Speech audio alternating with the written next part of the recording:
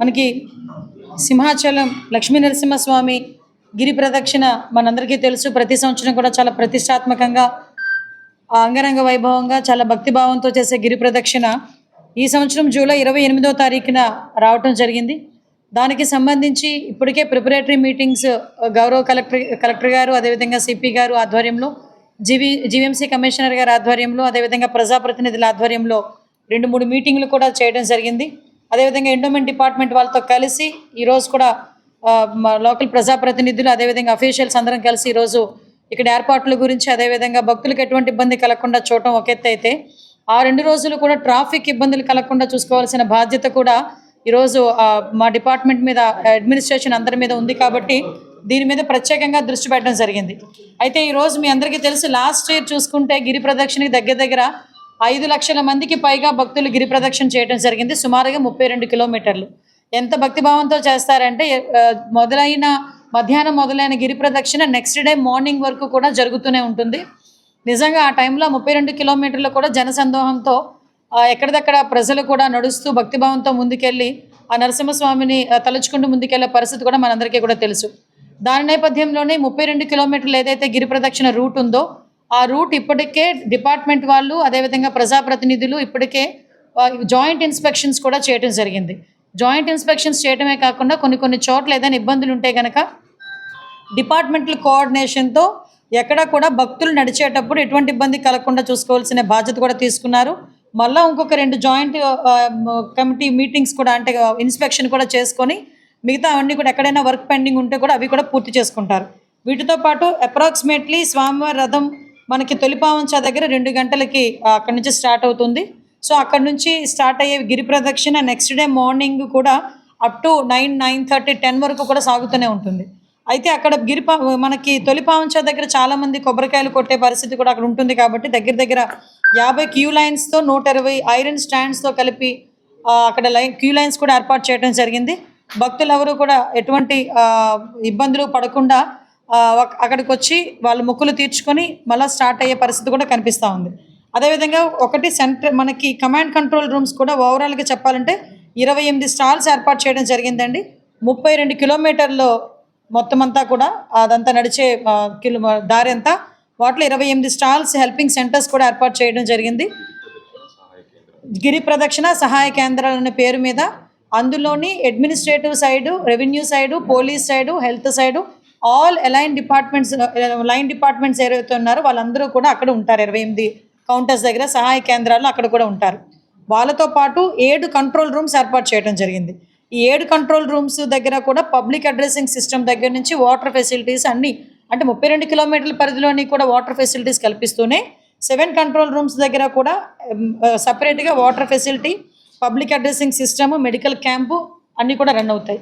వీటితో పాటు ఒకటి కమాండ్ కంట్రోల్ రూమ్ తొలిపావంచ దగ్గర మనకి కంటిన్యూ 24/7 పనిచేసేటట్టుగా ఒక కమాండ్ కంట్రోల్ రూమ్ కూడా పనిచేస్తుంది.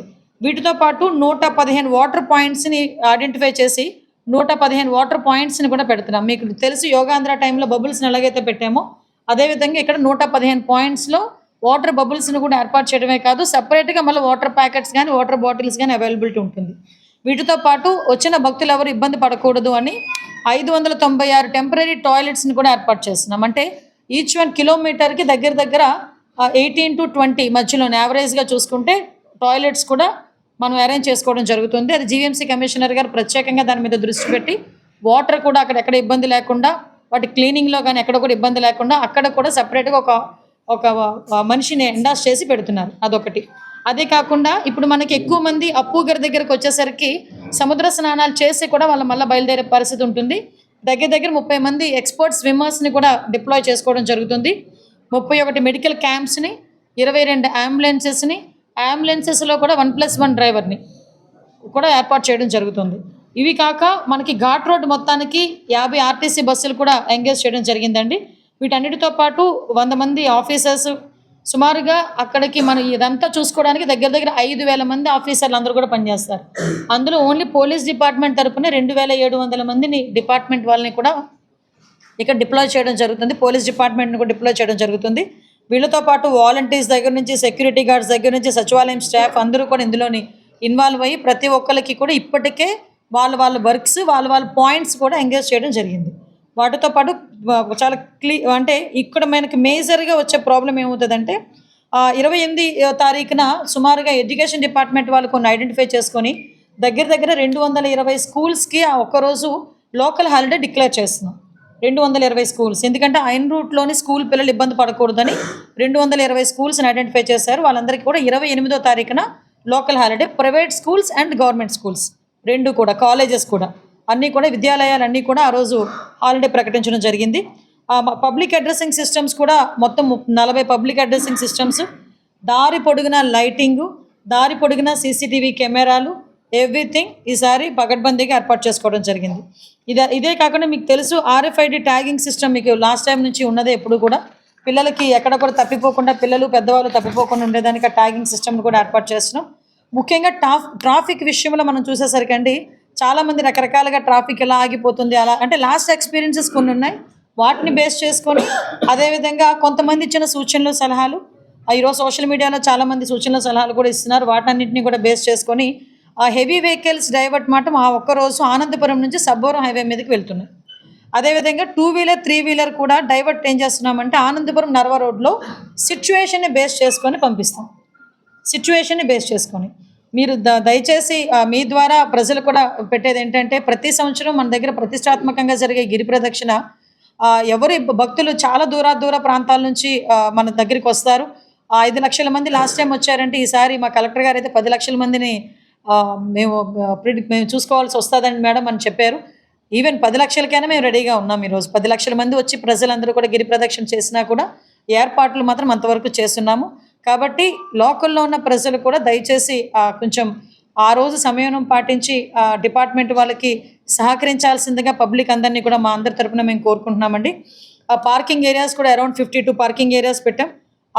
అంటే వచ్చిన గిరి ప్రదక్షిణ చేసిన ప్రతి ఒక్కరు మ్యాక్సిమం కొండ మీదకి వెళ్ళి దర్శనం చేసుకోరు. కానీ అయినప్పటికీ కూడా లాస్ట్ ఇయర్ 40,000 మంది దర్శనం చేసుకున్నారు. కాబట్టి ఈసారి 80,000 మంది దర్శనాలకి కొండ మీద కూడా ఏర్పాట్లు కూడా అన్నీ క్లియర్గా చేసుకున్నాం. దర్శనం అవైలబిలిటీ కూడా మార్నింగ్ 4:30 నుంచి స్టార్ట్ అవుతుంది దర్శనం అవైలబిలిటీ. యాజ్ ఆఫ్ దట్ మీకు సేవలు, ఆర్జిత సేవలు ఆ రోజు ఏ సేవలు కూడా ఉండవు 28వ తారీఖున. సో భక్తులందరూ కూడా దీన్ని కూడా గమనించుకొని భక్తి శ్రద్ధలతో చేసే ఆ గిరి ప్రదక్షిణ అన్నది విజయవంతంగా ఉండాలని, ఆ దేవదేవుని ఆశీస్సులు ప్రతి ఒక్కరి మీద ఉండాలని మనస్ఫూర్తిగా కోరుకుంటూ అందరూ కూడా సహకరించాల్సిందిగా కోరుకుంటున్నాం. ట్రాఫిక్ ఆంక్షలమా అంటే యాజ్ ఆన్ దట్ సిచ్యువేషన్ మేము చూసుకుంటాం. ఆ 2 రోజులు 28వ తారీఖున 29వ తారీఖు మధ్యాహ్నం వరకు హెవీ వెహికల్స్ అన్నీ కూడా ఆనందపురం నుంచి సబ్బవరం మీదుగా అటువైపు పంపించేస్తాం. సో ఏది కూడా సిటీలోకి రాదు. ఫస్ట్ విషయం, కొన్ని ఏరియాస్లో మధ్యలో ఇప్పుడు ఇందాక మన విష్ణుకుమారాజు గారు చెప్పారు, కొన్ని సీతమ్మధార ఏరియాలోని మనకి మన అల్లూరు సీతారామరాజు స్టాచ్యూ ఉంది. ఆ స్టాచ్యూ దగ్గర నుంచి కిందకి NRA హాస్పిటల్ మీదుగా గురుద్వార దగ్గర కొంతమంది దిగుతారు. ఆ ఏరియాస్లో కూడా ఎమ్మెల్యే గారి సూచనల మేరకు వాటర్ ఫెసిలిటీ కల్పిస్తున్నాము. అటువంటి ఏరియాస్లో కనుక కొంచెం మూమెంట్ ఎక్కువ ఉంటే కనుక అక్కడ కూడా ఈ 2 వీలర్స్ని 4 వీలర్స్ని డైవర్ట్ చేస్తాం. నేను అందుకే ప్రజలకు అప్పీల్ పెడుతున్నా, ఇది ఏదో మేము ప్రతి సంవత్సరం భక్తులు తీసుకునే ఒక సెంటిమెంట్ కాబట్టి ఆ ఒక్కరోజు కొంచెం మాకు సహకరించండి.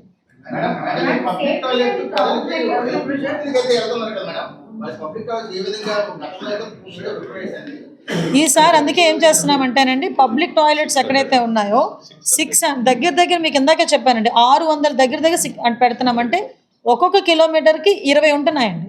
వాటితో పాటు మీరు మెయింటెనెన్స్ ముఖ్యం, పెట్టడం ముఖ్యం కాదు, వాటి మెయింటెనెన్స్ ముఖ్యం. కాబట్టి ప్రతి ఒక్క 10 టాయిలెట్స్కి ఒక మనిషిని ఎంగేజ్ చేస్తాం. అక్కడ శుభ్రం చేసేదానికి కానీ, వాటర్ ఉందో లేదో చెక్ చేసుకునేదానికి కానీ, ప్రతిదానికి. చెప్పండి అమ్మా. ఉంది అక్కడ మా ఆదినారాయణరావు గారు ఏదో అడుగుతున్నారు. ఒక్క నిమిషం అక్కడ అయిపోయినాయండి. ఒక్క నిమిషం ప్లీజ్ అమ్మా.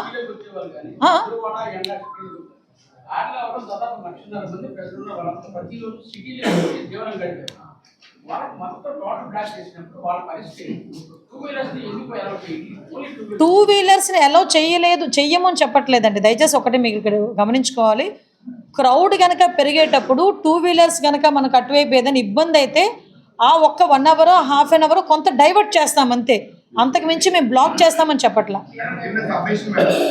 ఒక్క నిమిషం.